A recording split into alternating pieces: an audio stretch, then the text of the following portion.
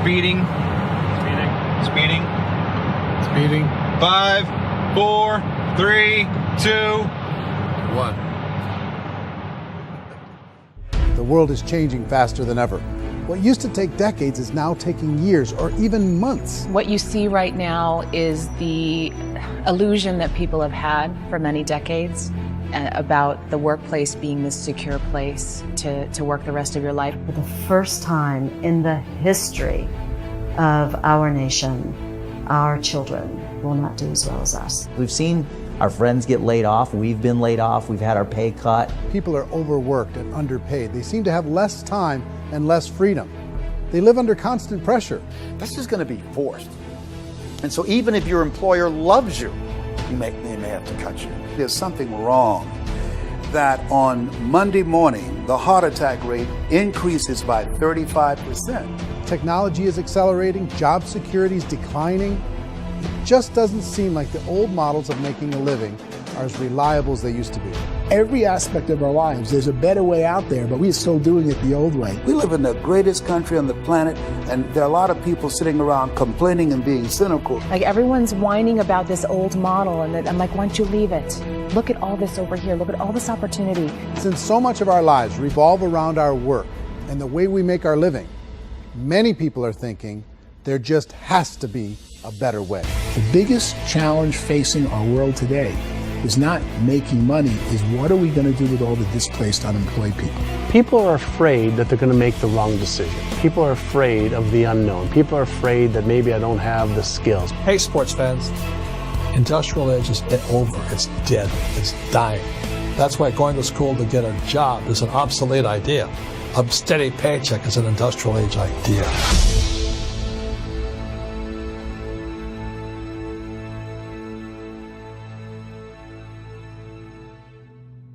It's the search for answers that has brought us here together today. My name is Eric Worre, and for almost 30 years I've been an entrepreneur, struggling at times, but ultimately succeeding. As a best-selling author, speaker, and business owner, I've spent my entire career helping millions of people around the world to become entrepreneurs. And I believe strongly that there is, in fact, a better way when it comes to how we make a living. The career landscape has changed dramatically, and many are still working in a model that is completely out of date. What worked for previous generations isn't working as well for people today. In this film, we're going to explore 3 important questions. First, what's really going on in our working world today? Second, in this new economy, is it better to become an entrepreneur, or is it safer to work for someone else? And third, if a person decides to become an entrepreneur and start their own business, how can they do it without taking on massive risk? To help in this journey, I've brought together some of the greatest experts and thought leaders in the field of entrepreneurship to share the real facts with you.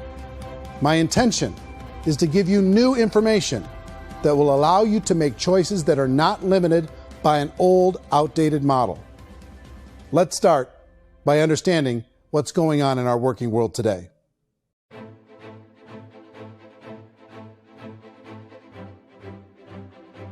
Let's look at unemployment. 30-40% of the people are honestly not working, but would be working. What our government does is if you haven't found a job in 6 months, we don't call you unemployed. We pretend you dropped out of the labor force. I've often said that unemployment, particularly structural unemployment, that's unemployment due to technological changes, is the first sign of economic growth. Think of it, 10 people live on an island. They go out every day and fish. One day, new technology shows up. A missionary brings them a net. Now, using the net, one pilots the boat, one throws the net. 2 fishermen can do all the work 10 used to. That's a 500% increase in productivity, 2 doing the work of 10, in one day. You don't have to learn a lot to learn how to throw a net instead of throw a fishing line. The island's got a big problem, 80% unemployment. But the island still has all the wealth of the fish because the 2 people produce as much fish as 10 did. Now, of course, looking back in history, these changes used to take thousands of years. And during that time, we went into farming and transportation. Some of us became doctors and some teachers and lawyers, and we developed all these new professions and new manufacturing jobs. Today, these changes are occurring literally in one day when a new technological advance occurs, and we don't have the social structures to deal with it or to retrain the unemployed people. So one of the things that I think is interesting as I travel across the country and really travel around the world is the way that we work and the way we get paid for work is changing pretty dramatically. On a global basis, everything is being turned upside down because of the rapidly advancing technologies.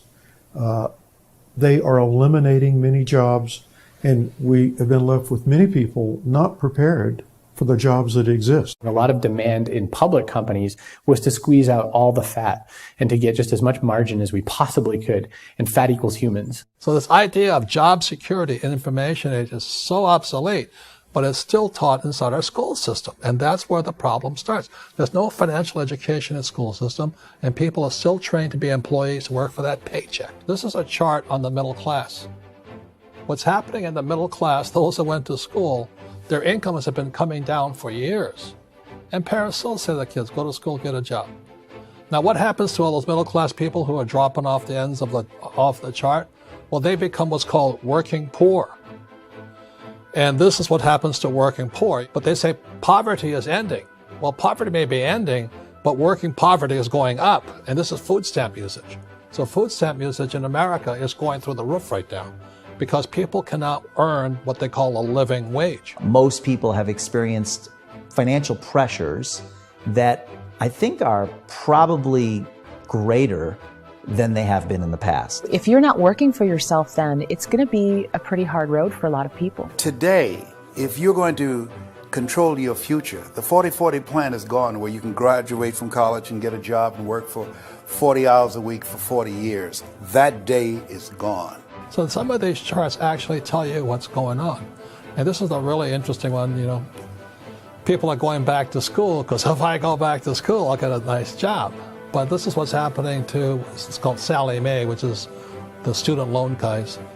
Student loan is going through the roof. It's now over $1 trillion, and student loan debt is worse than credit card debt. So when people stopped using credit card, the government got people into student loan debt. And the problem with student loan debt is you can never be forgiven. See, with credit card debt, you can declare bankruptcy and all's forgiven. But student loan debt, you can declare bankruptcy, you still owe it. It's the worst of all debt. But this is the next picture. Look at this chart here. This is what's happening to wages of college graduates. It's going down. So you go to college, you rack up all this debt, but you earn less money. Now, that's not that intelligent. Average person who's been working a lifetime in America today is ending their lifetime at 65 with about $41,000 in assets. They earned just enough to survive. I think in the United States we have something like 17 trillion in debt. That's just the federal government debt. We got another 2 in municipal and in other, let's call it almost 20 trillion government. We've got 40 trillion in private debt. That comes up to close to 60 trillion. When you then add something we never had before, what you were talking about, when we look at the unfunded portion of Social Security and primarily Medicare, Medicaid, that at the most conservative estimates from outside firms, Kleiner Perkins, 67 trillion and growing.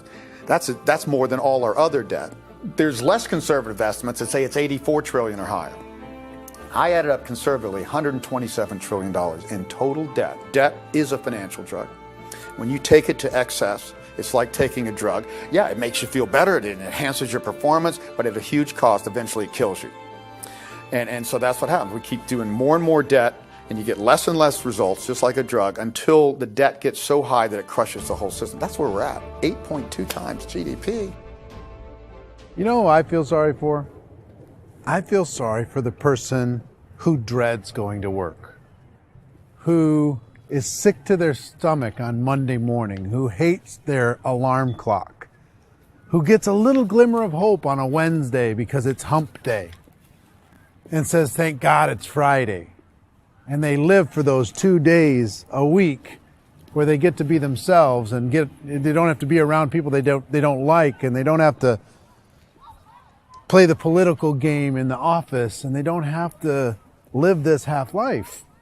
The person that works 50 weeks a year just to be able to have the 2 weeks for vacation. And you know what happens to most of them nowadays? They don't have a vacation. They have a staycation.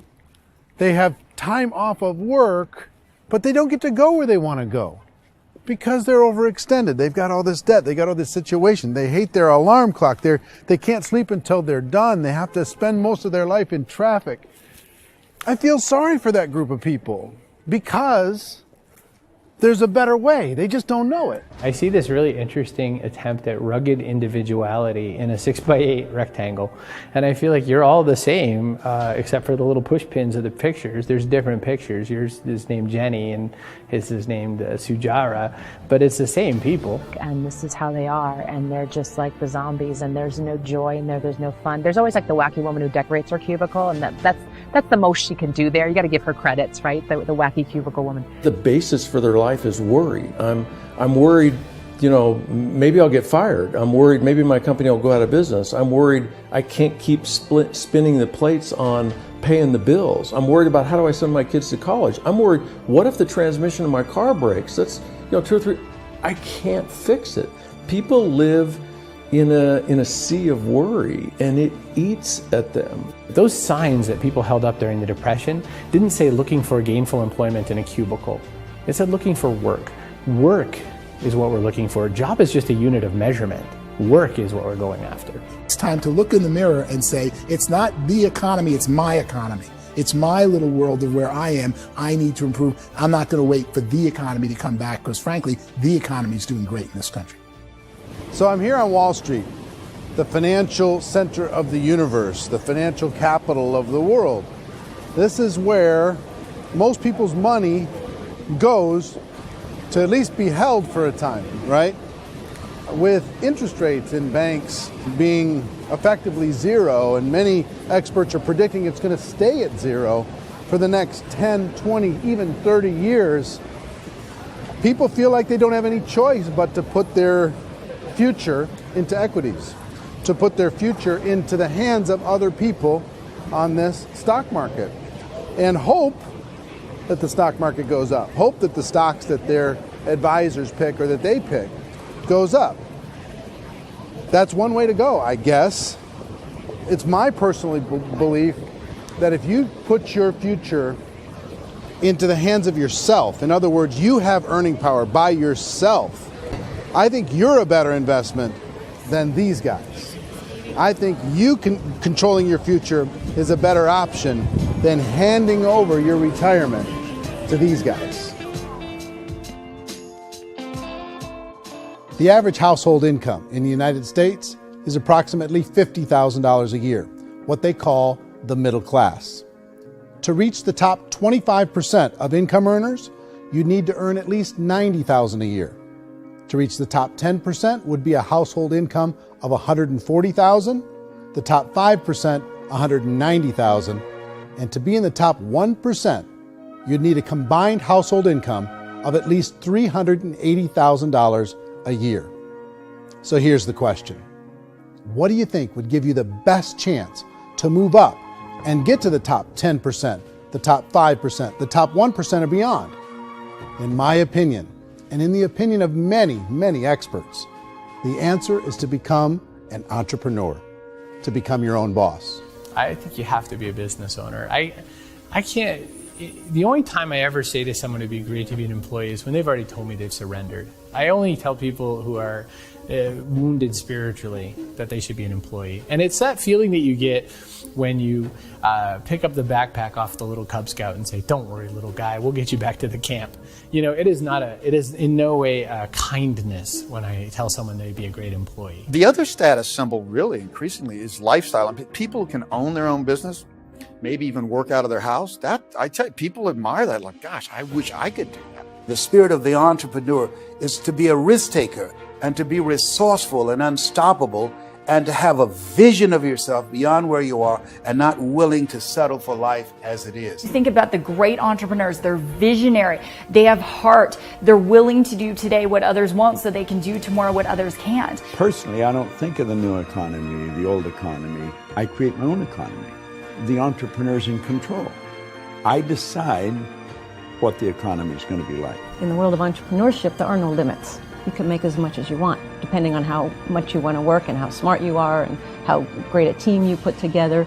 There's no more lifetime rewarding business than being an entrepreneur. Why in America, where anyone could be anything, would people want to give up their freedom and become effectively a modern-day slave, told shut up and be here every morning at 7:30, leave at 5:30, and do what I tell you? If people decide to become an entrepreneur and work for themselves, they have some traditional options, but they're riskier than you might think. Any kind of a retail business, retail build-outs, is extremely expensive. Even just these small little yogurt stores where they're putting little yogurt machines and you get all the different flavors, you're spending $200,000, $300,000, $400,000 to open a yogurt shop. I would love to buy a Dunkin' Donuts, but it's $500,000 or so to start. I don't quite have that just-in-case money. Risking lose it all, and most guys do 2 or 3 times, and even big guys like Branson, because I'm such a fan of his, half his companies don't work. If you make $1 million, your problems are going to go. If you make $1 billion, your problems are really going to go. Just the opposite. You and I know when you're making $1 million, you get $1 million responsibilities. You make $1 billion, you got 1,000 times $1 million responsibilities. And most people say, I'd love to be my own boss. 70% of Americans would love to be their own boss, according to recent polls. But they don't know how to get there. Because what are you going to do? One, you could buy an existing business. If somebody's selling an existing business, you have to ask why. Usually because it's probably hard. It's probably not making as much money as they hope. 2, they could buy a franchise. A little less risk, proven system, but it's expensive to be able to do that. 3, they could start something from scratch.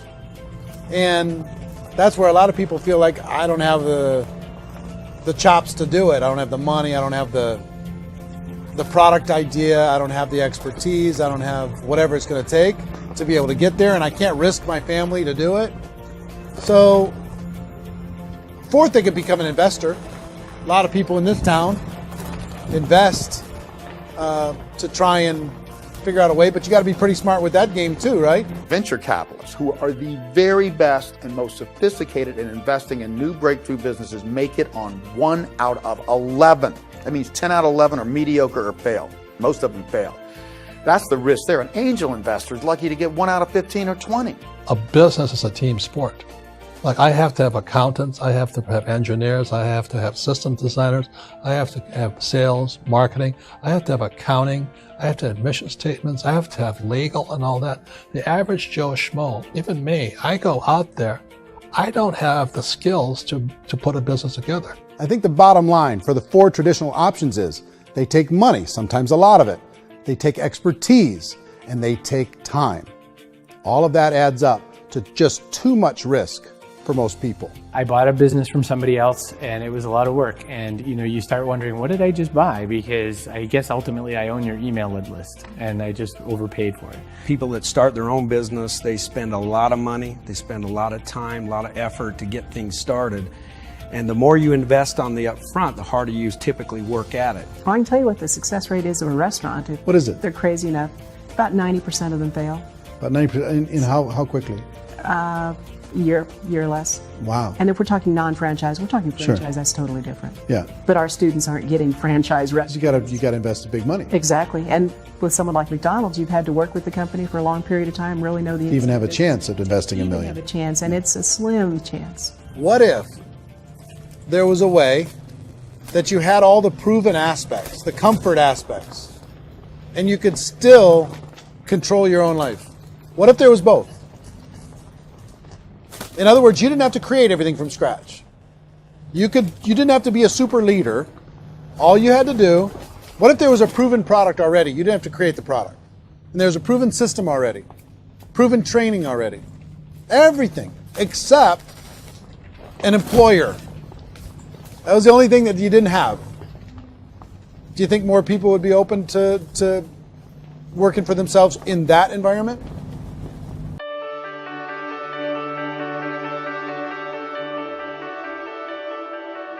In our search for a better way to make a living, we've come to the conclusion that becoming an entrepreneur is actually safer than being an employee.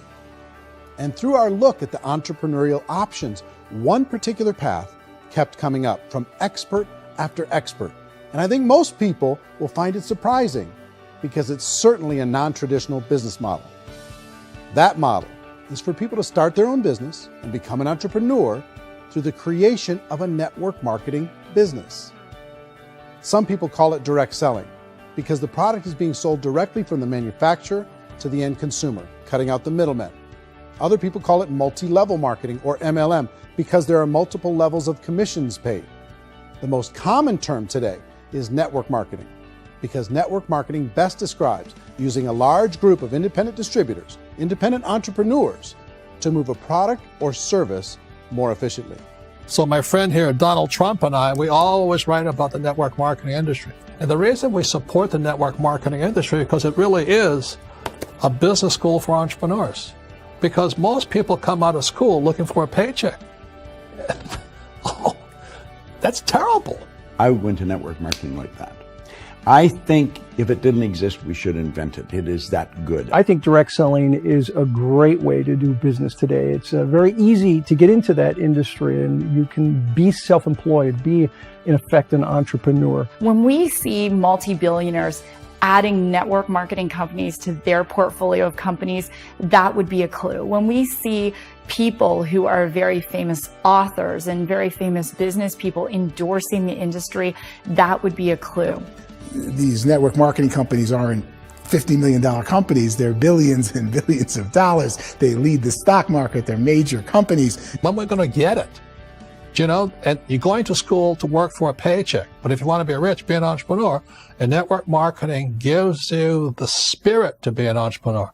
A traditional company will spend up to 50% of their total revenue on marketing. Network marketing companies use a different approach. Instead of having all that extensive marketing expense, they utilize a network of independent distributors to do the marketing for them.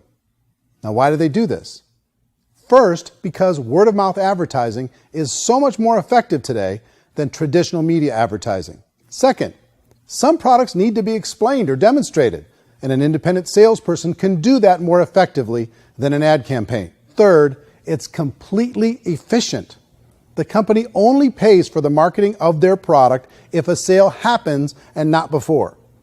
Imagine if Amazon allowed you to become an independent distributor and paid out 40% of its revenue to that distributor group. All you had to do as a distributor was recommend a product, and if a person bought it on Amazon, Amazon would take care of all the logistics, and you'd get paid for bringing the customer. Now imagine you got paid for every purchase that customer made for the rest of their lives. Well, Amazon doesn't offer this option, but network marketing companies do. 85% of all buying decisions in our society are made as a result of word of mouth or reputation. We're recommending things to each other all the time. You know, who's your dentist? Who's your doctor? Who's your lawyer? What detergent, are you using? What legal system are you using? What product are you using? We're talking to each other about the things that we love anyway. When you go into a big box retailer, you're lucky if the clerk looks you in the eye, much less gives you any detailed or accurate information about what you're purchasing. So of course, this personal information, this education coming from a friend, a neighbor, a relative, or even a stranger, but one who has experience with the product is extraordinarily valuable. As a matter of fact, network marketing can educate consumers probably better than any other form of marketing. It certainly can do better than advertising, because advertising usually has a certain hype to it, and you can only get limited information. So, network marketing trumps advertising. If you were a typical sales company and you wanted to sell $1 million a month worth of product, you might go find 100 superstar salespeople. The quota would be $10,000 a month. So network marketing as a distribution system just flips the numbers. So we use 10,000 happy, raving fans of a particular product, and we don't concern ourselves so much with how much product each one of them individually sells. If they sell just $100 or $200 a month, and there's 10,000 of them, you're selling $1 million to $2 million a month worth of product. And that's the best way I can explain how network marketing works. This is the marketing arm of the company. There's not money being wasted on bricks and mortar. There's not money being wasted on inventory that's sitting stagnant somewhere. There's not of employees standing around that don't have customers. These are people that are going to connect with customers. These companies allow people to become independent distributors for extremely low cost and with no minimum time or sales quota. Essentially, they own their own business and can provide as much or as little sales as they choose. In other words, the distributor gets all the benefits of traditional business ownership without the risk. The advantage of network marketing is the ease of entry, the low risk, and the low startup cost, because almost everything else has very high risk. You can get in for a minimal investment. You're buying into a system that's already been proven, products or services that have been proven to work. The keys to network marketing is providing an opportunity for the masses to get involved, providing an opportunity for the average person who doesn't have the resources to start their own business. All of this so far is fairly straightforward, but network marketing offers another benefit, and it's this benefit that makes it so interesting for entrepreneurs. Network marketing allows a distributor to build their own network of other distributors and then compensates them on the sales created by that entire group. Direct selling is, at its base, very simple. It's the sale of a product or service to an individual on a face-to-face, one-on-one basis, just the way we're talking right now. But there's an important element as well, and that's the offering in conjunction with that sale of product, the offering of an opportunity for someone to make something of themselves. No matter what your social status is, no matter what language that you speak, I mean, look how many unbelievable people are becoming successful that speak every kind of language out there. What an awesome gift to give the world. Instead of having to work your way up in a system and prove that you could be a sales manager, they just decided everybody can be a sales manager. Everybody gets to build a sales team from day one. And so what that brought into the system of growth as a direct selling company is the concept of compounding or geometric progression. Because now you can actually grow a sales force very quickly because everybody is enrolling people in their own sales force. People who are like, oh, this is weird, I'm building a sales team, or what do you think you do at a regular company? How do you think a regular company works? Network marketing is the only industry that doesn't say your past determines your future. It looks at your past and says, okay, now what can we train you to do so you can have a great future?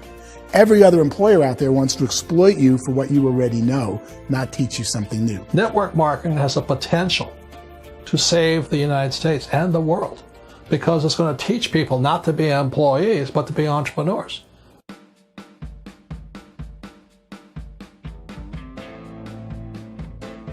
According to the Direct Selling Association, if you add up all the network marketing companies around the world, they combine to do over $178 billion a year in retail sales.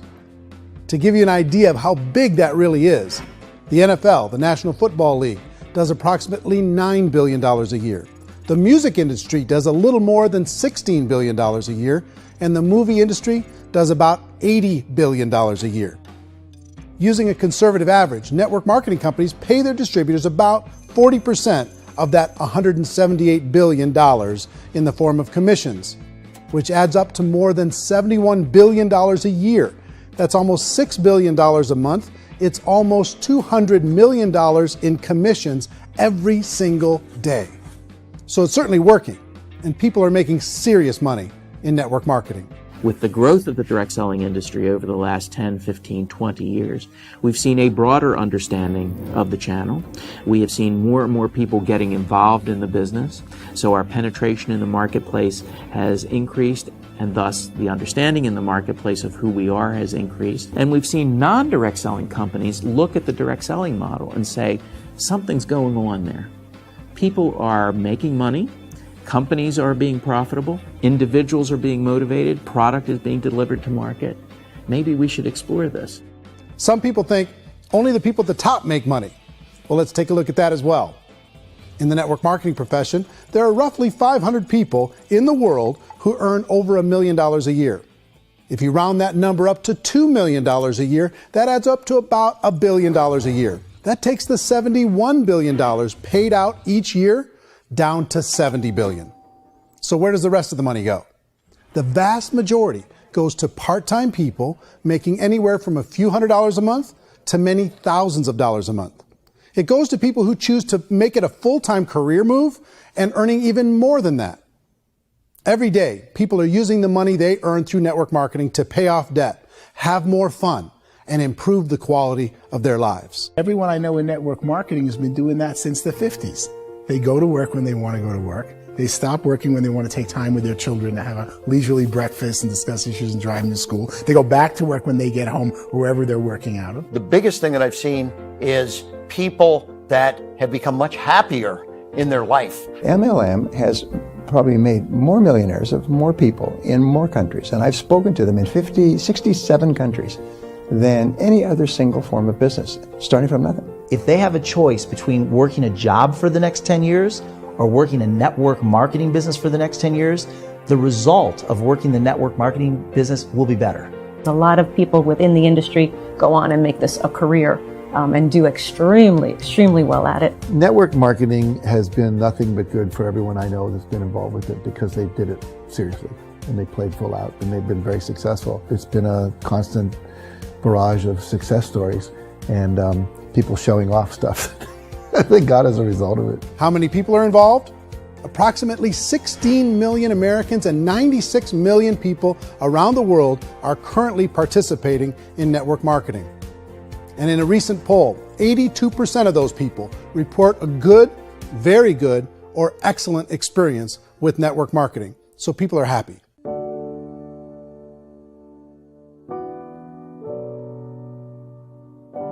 So I've taken a look at the network marketing profession and really tried to understand why so many people are confused as to the validity of this as a business.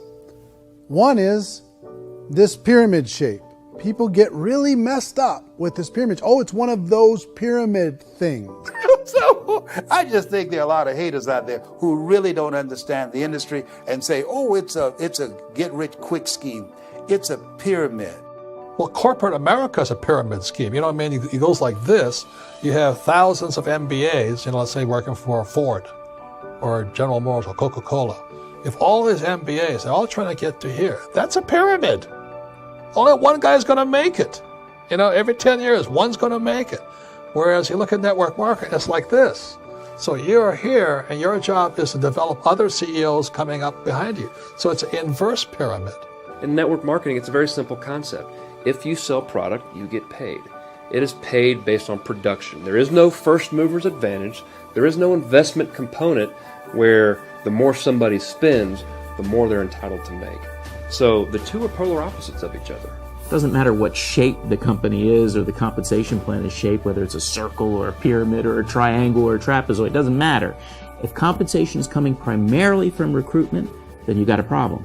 On the other hand, if an operation is basing their compensation to participants on the basis of sales, even when those sales are generated by people you've recruited, well, then you're a perfectly legitimate enterprise. That's the legal test. It's the practical test. Another issue that's been true in the past that is no longer true now is people used to be in network marketing loaded up with products that they couldn't sell and they ended up a loser. They ended up with a bunch of product in their garage. They ended up with a bunch of products sitting in their kitchen shelves or whatever. And they thought they could sell it and then they weren't willing to or able to sell it. And they ended up with a bunch of stuff and they were bitter about it. There was this thing called front loading where you had to buy if you bought $25,000 worth of product, you got better commissions and all this.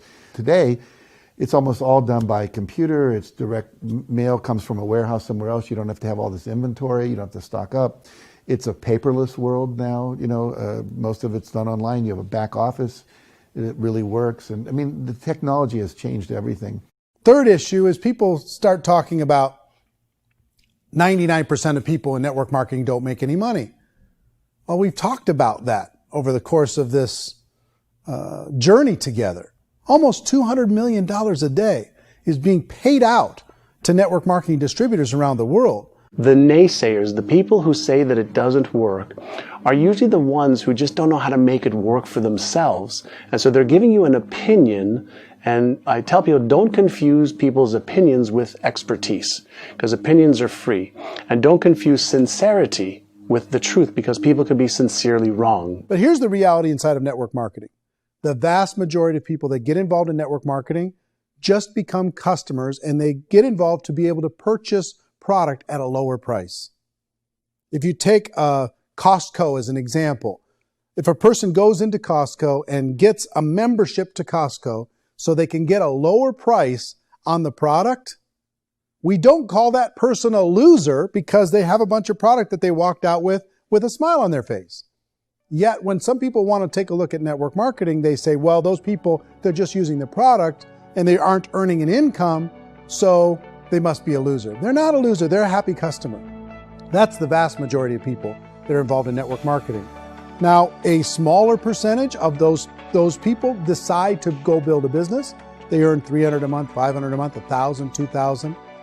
That's the bulk of earnings in network marketing. And then there's the few that really decide to take it serious, really decide to build a large network, really work to make that network very, very productive. And those people make huge amounts of money and there's no cap. What I do as an outside economist, just somebody looking at this industry like any other industry I speak in and say, look, what's the realities of this? 1% do incredibly well. 10% generate some additional income at pretty low risk and effort. That's not, and 90% of people roughly end up customers. One thing that I think is real when it comes to people's perceptions about network marketing is people put this, and distributors, I think, involved in network marketing have some responsibility for this. They have sometimes unrealistic claims about the product or about the income. Most people who become distributors, they want the money, they want to be successful, but they don't have the skills. They don't know what to do. And when people don't know what to do and they're in a new business, they're scared. And when they're scared, they panic and desperation kind of sets in. So they think everyone they talk to has to get in. So if I talk to you and you say, well, no, I don't have time to do that, they're like, no, I need you. You have to do this or I won't be successful. So I start clawing on you. I start that desperation. So then I start making claims about the product, which are not appropriate, probably not even true. Or I start saying, let me show you how you can make all this money and you don't have to do anything, Eric.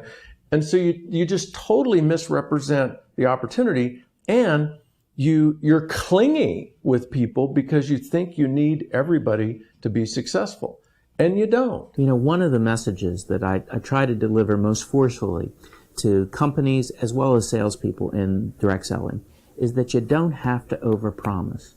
The reality is in network marketing, there's a lot of hard work involved. There's a lot of effort. You're going to have to develop yourself. It's a business like anything else.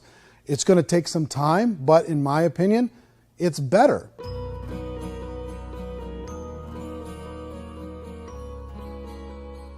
It's light years better for people starting today than it was even 5 years ago. I think it's more widely accepted now, and people understand it is a business. It is being an entrepreneur. It is being a business owner. Our belief system is based upon our evaluation of something. And frequently, if we reevaluate a situation, our belief about that situation will change. The industry has changed and it's grown up. It's totally transformed. You've got young people today that have grown up with social media, and they understand networks. They understand how people are connected through technology, and they understand how money flows through those networks. So when they see network marketing, they don't see it the way their parents saw it. And we've all learned, the larger industry that you represent, has all learned from those mistakes and flaws and errors that have happened early on. Early algorithms didn't work the right way. That's all fixed. It's like when they design a computer program, they design the program, then they run it, and then they go back through and they debug it. The MLM industry has been debugged. This is the day of being virtual, being able to run a business from your mobile phone. I mean, it's incredible. Companies are getting smarter. They're implementing more consumer protections. They're implementing more compliance training. They're doing more with respect to product research. If you do get involved and you make purchases of inventory, even on a voluntary basis, if you decide that this business is not for you, you can leave and have that inventory repurchased by the company. There's no other business that offers that kind of protection on a voluntary, self-regulatory basis.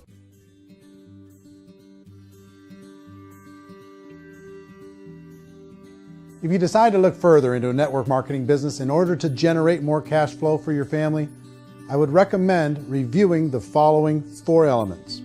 First is the product or service. And on the product or service, I would ask 5 important questions. 1, do you like it? Is it something you would feel comfortable sharing with others? 2, is there a recognized need in the marketplace? It's hard to create a need if one isn't naturally there.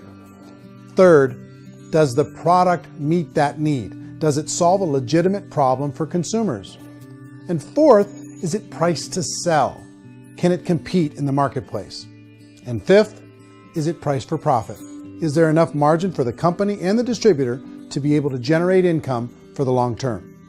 If you can answer the questions on the product to your satisfaction, the next element to consider is the company itself.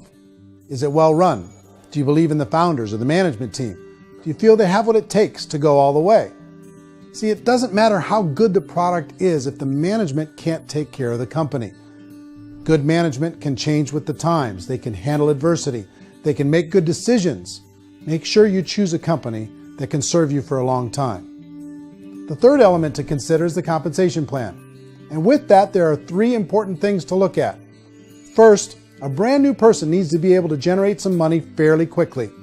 It may be an obvious reason, but you can probably imagine the ripple effect of a distributor getting involved and having even a small victory fast.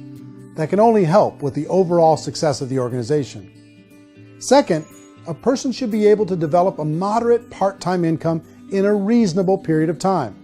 As they develop their network and as their sales grow, they should be able to enjoy more benefits.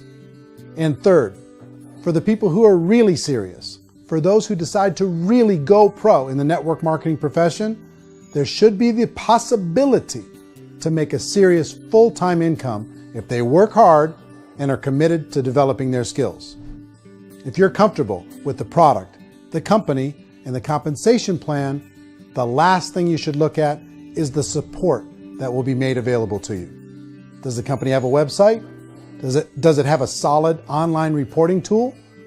Do they have comprehensive training available? Do they host events to help you build your business? If you decide to do this, what kind of a support system can you plug into? Choosing a network marketing company is a personal decision. But evaluating the 4 elements of product, company, compensation plan, and support is a great place to start. Is the company promising that you're going to get rich quick or that you can make a lot of money without a lot of effort? That's a red flag. Is there a product that you really believe in that you think can be sold? Or are you being told by salespeople or the person who's trying to recruit you or by the company itself that don't worry about the product, all you have to do is recruit other people into the business? Red flag, warning sign. If you're hearing that, take a second or even a third look. Get to know the customers, the products, the business, have some success, and see where the opportunities might take you to move up in the organization. You want to find out how concerned are they about my education, my training, and my development? Is there a space for me to grow?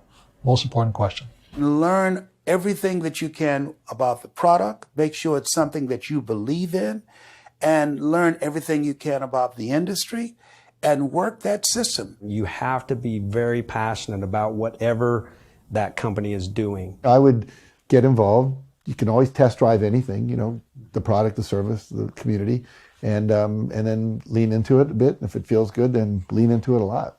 Behind me is the Lincoln Memorial. And this is a place where Martin Luther King Jr. had his famous I Have a Dream speech. And at that speech, he talked about his dream for equality for everyone around the world, and that's a noble dream. But I think more people need to remember what it was like when they were kids and the dream was still alive in them. Before it got beaten out of them by reality, by this paycheck, by these responsibilities, and by having to live for this job to pay the bills. I think people need to remember that, go back to that.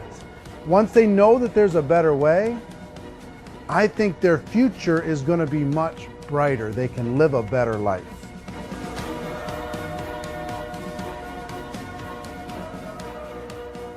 So if you're considering getting involved in a network marketing company, let me offer you just a few pieces of advice. First, network marketing isn't perfect. It's emotional, it's challenging. Like any entrepreneurial venture, it can have its up days and its down days. But if you have an entrepreneurial bone in your body, it's just better. Second, if you're going to do it, decide to be professional. Decide to go pro. It's better to do that than just be this amateur sticking your toe in the water.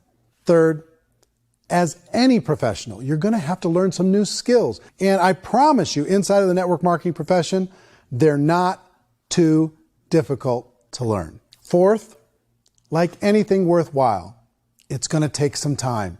Don't expect that you're going to get to the finish line right out of the gate. And fifth, it's worth it. It's worth it to be able to take charge of your life again. It's worth it to be able to control your own financial situation. It's worth it for the people you're going to be able to spend time with. It's worth it for the things you're going to be able to see and the experiences you're going to be able to experience. It's worth it for the causes you're going to be able to contribute to, the lives you're going to be able to touch, the customers you're going to be able to help, the friendships you're going to be able to develop. I promise you, it's worth it.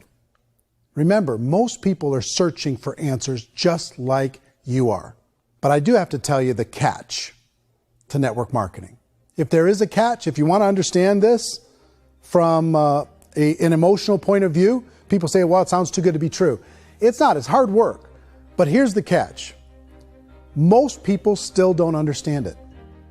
So you're going to have to endure the loss of social esteem from ignorant people. The uneducated will think less of you. Now, if you can handle that, you're on your way. If that's going to destroy you, you know what? Entrepreneurship in general probably isn't in your future. If you can face that catch, you can become unstoppable. I want everyone to really contemplate this if they're not in network marketing. You're in a job, you probably have a mortgage, you have rent, you have debt, whatever's going on. You're in a prison. You work just hard enough to keep them from firing you, and they pay you just enough to keep you from quitting. Come on! I've been there, done that, and bought that t-shirt. In network marketing, if you run into failure, it's really just a homework lesson for yourself. There's no one to blame. You really have no excuse not to be successful. You just don't. People don't want to hear that, but there's so much available to you. If you want to be a good network marketer, be a student to the people above you, be a fellow traveler to the people on the same level, and be a teacher to those below, and know when it's appropriate to do which.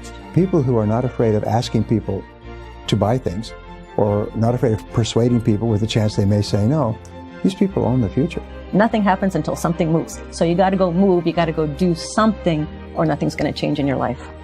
In the beginning, you're going to do a lot of things that you don't get paid for. But as you go down the road, you get paid for a lot of things that you don't do. Now, your job is rehabilitate the spirit, the entrepreneur spirit in all of us. You get it back. Either give it a strong yes or a strong no, but no wishy-washy, dilly-dally stuff in the middle.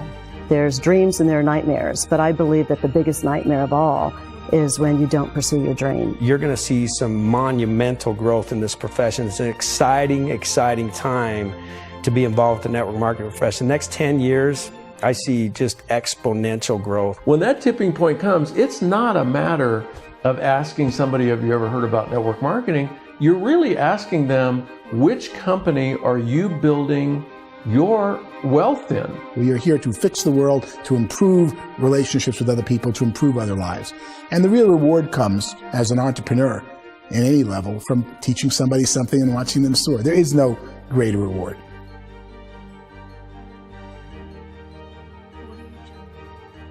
Life's too short to spend it living someone else's dream instead of your own.